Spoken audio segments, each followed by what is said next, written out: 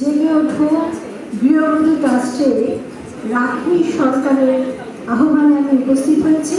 এছাড়া আমার সব থেকে মিষ্টি কাছের বোন যে জয়শ্রী দাস আমাকে ভীষণ ভালোবাসে এবং এই জায়গাটা আমাকে করে দেয় যে সুবিধা থেকে তুমি একটু দেখো, সংগঠনের সাথে হাত বাড়াও।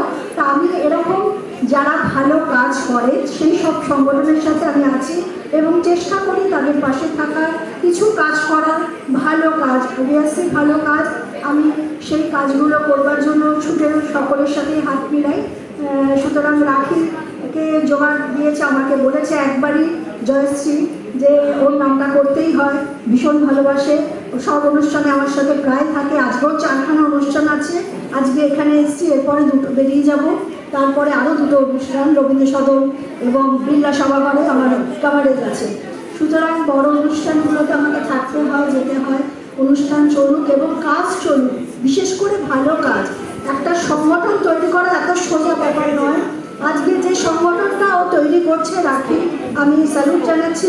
এইভাবে শক্ত হাতে ধরে রাখতে হবে সবাইকে এবং আমরা সবাই এক ছাতার তলায় থাকবো। কেউ কারোর সাথেই কোনো হিংসা নয়, বিবেক নয়, সবাই একসাথে চলবো, একভাবে চলবো। সংস্কৃতি জগৎটাকে বাঁচিয়ে রাখার জন্য 92 থেকে আমি কাজ করে আসছি এবং বহু শিল্পী সংগঠনের সাথে আছি এবং কাজ করে চলেছি এখনও।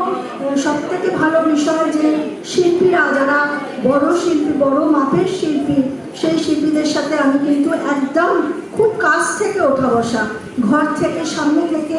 আশা বসুদিন আমি ইন্টারভিউ করেছি, সন্ধ্যা মুখার্জিকে আমি পেয়েছি আমার সান্নিধ্যে। এছাড়া আরও বড় বড় এখনও নচিকেতা, শুভমিতাদি, এরা তো রয়েছেনই আমার সাথে, থাকিনি, প্রায় আমি কাভারেজে থাকি। কিন্তু সব থেকে বড় কথা, আজকে যে সাধারণ শিল্পী যারা উঠছে তাদের সাথেও আমি আছি, আমি থাকবো এবং আমার যখনই আমাকে কোনো সংগঠন ডাকবে নিশ্চয়ই আমি তার সাথে হাত থাকবে। এই কথা বলে অনুষ্ঠান চালাতে হবে। আমি জানি অনুষ্ঠান চালানো খুব বড় টাফ ব্যাপার, সবাইকে নিয়ে চালানো এবং সংগঠন সকলকে নিয়ে চলুক, এটাই আশা রেখে আজকের মতন আমি কথা শেষ করছি। অন্যদের সুযোগ করে দিচ্ছি। চলো যারা